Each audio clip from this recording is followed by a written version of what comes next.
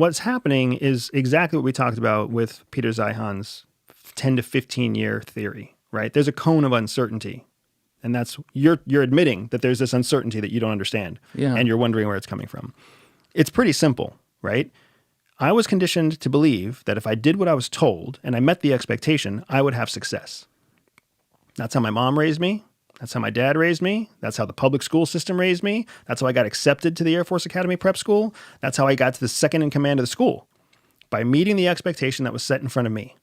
And then at this scenario, the expectation was actually not the same as what was set. Do you want to know what goes through someone's brain whenever they decide to make a decision? They go, like when someone is following a rule, there's a certain process that their brain is going through. First, there's the rule.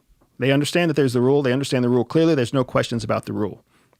But then they also think the rule came from somewhere. And the rule did not come arbitrarily.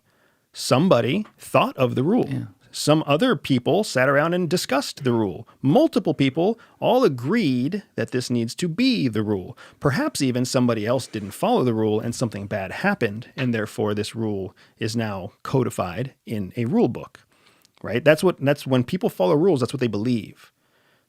What I'm saying is that experience taught me that that's not how it works. That there are some rules that are put in place just because people are too fucking batshit like cowardly to stand up and change the rule. That maybe instead of a zero tolerance policy, it would have taken just some colonel or some captain or even a panel of colonels or captains to stand up to the general and say, you know what, general, maybe we should make it so that everybody's allowed to get caught drinking once. But those fucking pussy captains and colonels never said what they really thought.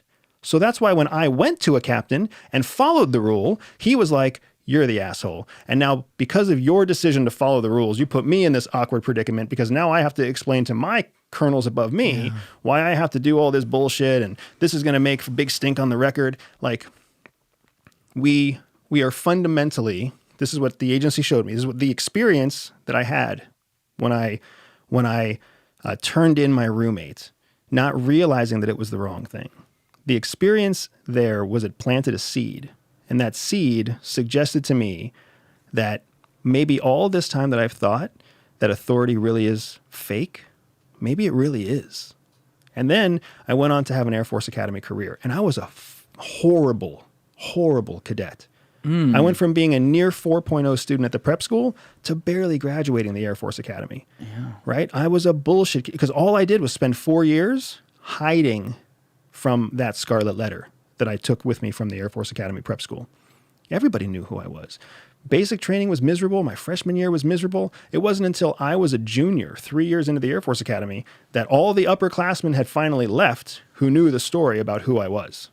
And by then, all I wanted to do was just not even be noticed. I did everything I could to just not even be noticed. Did you have a lot of friends eventually there? None. I've never had a lot of friends in my life, man. It's because I don't trust people. And I most certainly don't trust people after what the agency taught me about how people work. When you say they taught you, are you talking about on the job or before you even did it? Both. So when you go through the agency's training school, right, when you go through the FARM, the official term for the FARM is FTC, Field Trade Craft Course. When you go through FTC, you learn about how the human mind works, how psyche works. And then you learn how that psyche works through the lens of culture.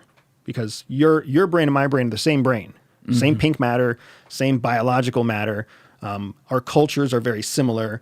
But if we were to be sitting next to two guys from China and two guys from Brazil, completely different cultures, same biological brain, right? For the most part. So we have to learn how human brains, how they psychologically work through the lens of culture. That's all the stuff that you learn at FTC. So you learn it there, and then you go out in the field, and you actually practice what you learned, and then you refine it into something that's much more nuanced than just the academic study of how brains work.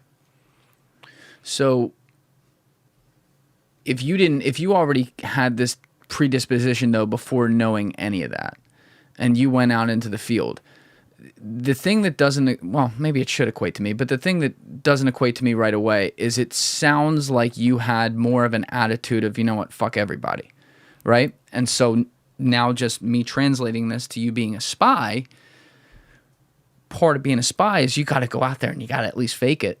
Yeah. You got to make friends with people. Like, did you... Your assumptions are wrong. Your reasoning path here is wrong. Okay. Right? The seed that was planted to me is that authority isn't real. Right? So let's go back to 19-year-old me. Right? What happened is I lived in this world where I thought military discipline was accurate and authority was real. And like, you had to respect authority. Well, now there's a chink in the armor. That just plants a seed. That doesn't make me think fuck people.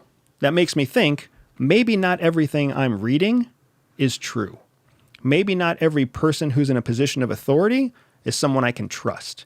That started when I was, well, probably started when I was much younger, but it was certainly codified. It became like a core part of how I was conditioned starting at about 19.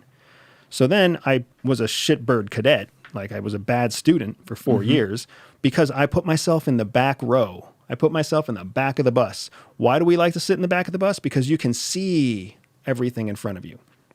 So I became an observer for those 4 years. Let me see how other people do this. Here are the people who do really well at the academy. Here are the people who barely make it through the academy. Here are the people that get laid at the academy. Here are the people who do drugs and don't get caught at the academy. Like, I see it, and I can learn from it, and I can observe it, and I can see more kinks in the armor. Because now I'm looking for kinks. Before, I thought the armor was sound. Now I'm actually looking for the places where things don't line up. Oh, how is it that these people can cheat, even though it says right there that we don't accept cheaters?